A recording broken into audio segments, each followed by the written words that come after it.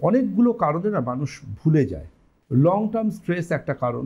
দীর্ঘমেয়াদী যদি কোনো কারোর থেকে স্ট্রেস পেয়ে চলেছেন, ধরুন হাজব্যান্ড ওয়াইফের মধ্যে একজন খুব চিৎকার করে, অ্যালকোহল খেয়ে বাড়ি ফেরে, বা মাঝরাত্রে বাড়ি ফেরে, বা বাড়ি ফেরে না, তার মতো স্বেচ্ছাচারী একটা ব্যভিচারী জীবন কাটাচ্ছে, অথবা সেরম হাজব্যান্ড, কিংবা অথবা মিসেসের ক্ষেত্রে দেখা যায় হাজব্যান্ড নিপাট ভদ্রলোক, মিসেস চিৎকার চেঁচামেচি, মানে তার মতো করে লাইফকে কাটানো, কোনো ফ্যামিলি ডিসিপ্লিন না মানা। তো আলটিমেটলি এই জায়গাগুলোতে হচ্ছে লং টার্ম স্ট্রেস। উল্টো দিকের যে মানুষটা স্বাভাবিক, তার ক্ষেত্রে লং টার্ম স্ট্রেস আছে। এই দীর্ঘমেয়াদী স্ট্রেস কিন্তু শরীরের হার্টের যেমন ক্ষতি করে, তেমন আমাদের চিন্তন শক্তিকে নষ্ট করে এবং আমাদের মধ্যে ভুলে যাওয়ার প্রবণতাকে নিয়ে আসে।